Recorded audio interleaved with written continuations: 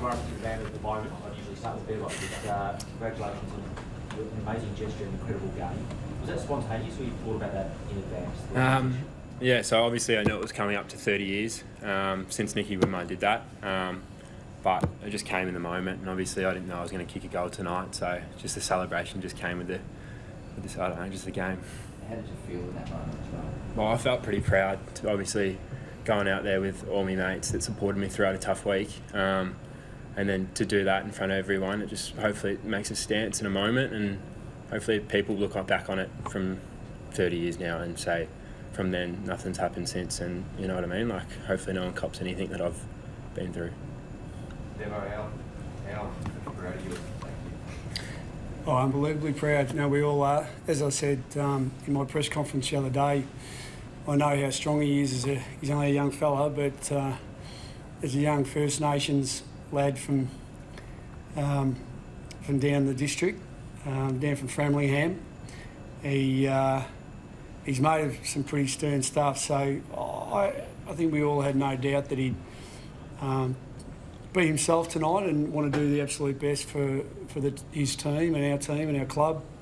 You know, but to see him play so well in such a tough circumstances was just so uplifting. So everyone's unbelievably proud of him, and I think, you know, when you consider our connections and our love and respect for our Indigenous brothers and sisters, you know, I think at some point in time, you know, in the future, you know, we've got to dance with them rather than the prejudice creep in every now and then. When you consider the, you know, across the ditch and what the New Zealanders do and how they connect with, you know, the Maoris and the Polynesians and everyone from the islands, and they touch foreheads, and there's such a connection, and we haven't established that yet. And so for the really disappointing circumstance that took place last week, it's just a reminder to us all that we've still got a long way to go. But unbelievably proud of him and what he's been able to do tonight, and we're lucky to have him. Jamarra, how's your family reacted? I know your mum was incredibly brave last Sunday, putting those issues in such a confronting fashion on Facebook. It goes viral, it goes everywhere. She sort of put it on the agenda in conjunction with you. What's her reaction tonight? Well, she's wrapped. She's a proud mum. She's looked after me, obviously, since I was a young boy. Still got four younger brothers underneath me. So obviously she just doesn't want that to happen to her kids. I don't think anyone wants that to happen to any of their children or cousins or anything like that. But she's wrapped, and she's happy for me that we obviously got the win. But me, as my individual performance, like, she's obviously happy that we've made a stance and then got where we wanted. Luke, the Nicky Winmar moment seen as one of the most significant moments in the history of the AFL, right? It was an iconic moment. Do you think that this could have, there's enough power in something like this to be something similar for the younger generation, if you know what I mean? Maybe, Jay. I think we've come a fair way since I played with Nicky. You know, and obviously Nicky Elvis Winmar played for Footscray, you know, before we were the Western Bulldogs, and I'm still in contact with Nick, and I love him to death. And as much as we've come a fair way since those days, as I said, we've still got a way to go. So maybe, you know, I think other than he didn't have a six-pack when he started years ago, but he's well put together, and he made a statement in doing that with that gesture, but also he made a significant statement with his performance, and a reminder of the influence that Indigenous Australians have had on our code, on Aussie rules football, and you know, the significance of how they've driven the passion and the love for the game. And tonight, I don't know if we've ever had three Indigenous players in our team. Obviously, Arthur debuting and Jonesy and Travi Varco is one of our coaches, and I just saw Belinda Duarte in there, and all the families are here. So you know, we've got a great blend and a great environment within our footy club, and I think maybe, Jay, getting back to your original question, and I love the fact, I think he kicked another four after, I think it was his first goal, wasn't it, when he did that. So you needed to back it up, mate. Not really, obviously, but it was a special night for Mara. Jamarra, I was going to say you kicked, you didn't just kick one, you kicked 5, and including the one after the siren. You know, what was the feel, what was the emotion like on that siren? Yeah, I did get a bit emotional, especially when all the boys ran over to me, because it was a special moment. Not because I kicked 5 in the way I performed, it's just obviously the week I've had, and the boys have supported me throughout that whole game, but throughout the whole week they've all supported me with messages and catching up during training and always ringing me and stuff.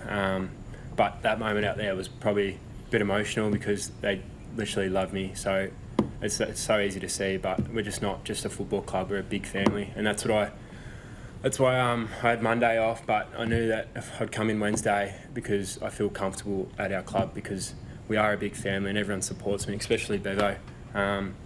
Just like I've got my older brothers and I've got my younger brothers like Artie Jones. Like, that's how I see it. Maybe some people aren't aware, Jamarra, but can you talk about how much those sorts of comments hurt you, hurt your whole family? Well, I was thinking back in the day, obviously, it would have had it a lot worse.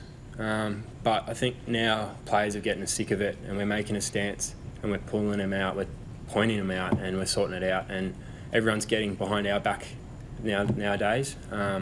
So I think like those comments definitely hurt you as an individual. Like you can hear 1,000 compliments and then one bad comment, you're going to remember the bad comment and the other 1,000 compliments. But it's just obviously making a stance and making an impact, and hopefully we just change and educate the people that have no idea that that's just like racism and it's not allowed, like it shouldn't be a thing. What would you like to see happen to the perpetrator or perpetrators? Well, I just want to see someone point them out instead of me have to contact the club and say this happened. I'd rather like someone in the fan to point them out, like tell them, just let them know that it's not the right thing to say. And that goes with any race, not just in Aboriginals and like Indigenous boys and girls. It's all races around in the league. Like it's just making a stance and just like it only takes a little bit just to make a comment and just say like it's not the best thing to say, and then they're just going to say it to the next person. It's just going to follow on, but just pulling them up on the spot is just going to help and make what's better for us. Hello.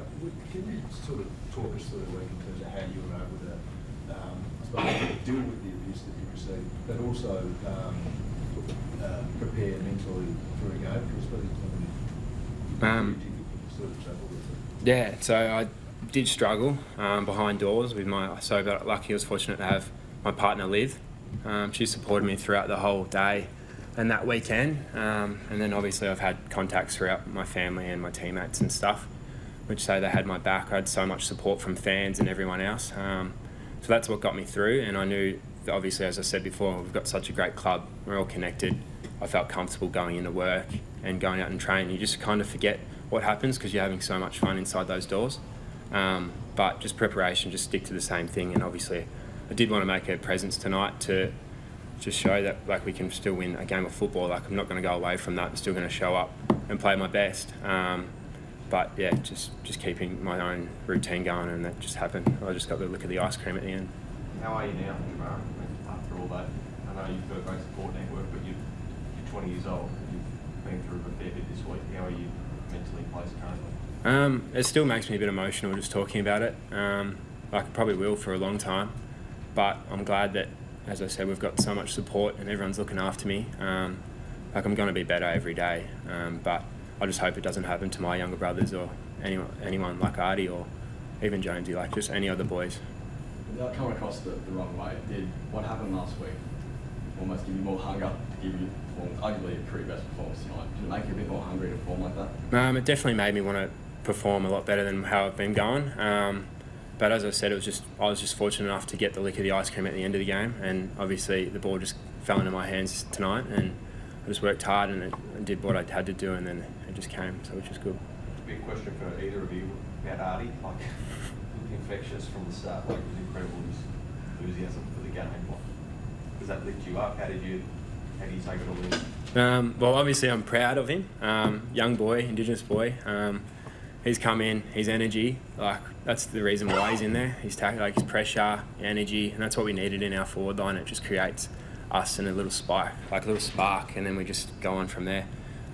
So without him, like obviously the energy is going to be there, but it's not exciting because he's doing a lap of honour at the end of the game. It's, mate, we're waiting for him at the gates for like 10 minutes, but that's just him, and that's what we love about him because he just brings that happiness and obviously that warmth to our club. Luke, how did you see the game in general? You know, challenged quite late, but held firm to get that win. Yeah, that was really important. I mean, the boys, we identified pretty clearly, mainly from last week, what we needed to do as far as the bridging the gap with the balance of our game, and you would have noticed we've brought a pressure side tonight, and to keep a team like the Lions to such a low score with their scoring power is a really good result and a great night for us. And I know they've dropped their last couple on the road, but I think someone mentioned that at home they've only lost 4 out of their last 70 odd. So they've been a powerhouse. As much as they're still searching for the big result at the end of the year, we knew tonight if we could knock them off, it'd create a little milestone for us that we can leverage off. And many contributors right across the board, but obviously some outstanding ones in Mara and some of his teammates. So it's I said to the boys, I'm torn between really celebrating the win, but also saying, hey, this is what we're capable of. So, we'll enjoy it, but we'll move on pretty quickly, and got a big off a 5-day too. So the boys processed it really quickly, freshened up, and so that's the other thing about playing the 4 quarters. It was a tight turnaround, but a significant one. Now we've got a little bit longer break, so we've got to manage that well. Lob came off, obviously following a small surgery. Was he okay, or was that management, or any concerns there?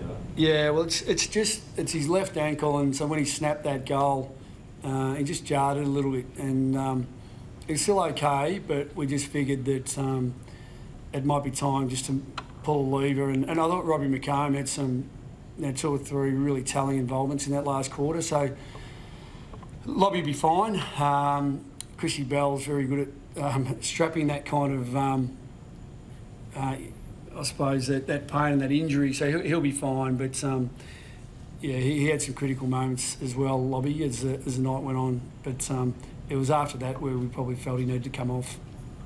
Jamarra, have you met? Just go back. Have you met Winmar before, and would you like to meet him? Yeah, 100%. I'd love to meet him. I probably have met him, but I'm not really massive with football. So I don't really follow it as much as everyone else does.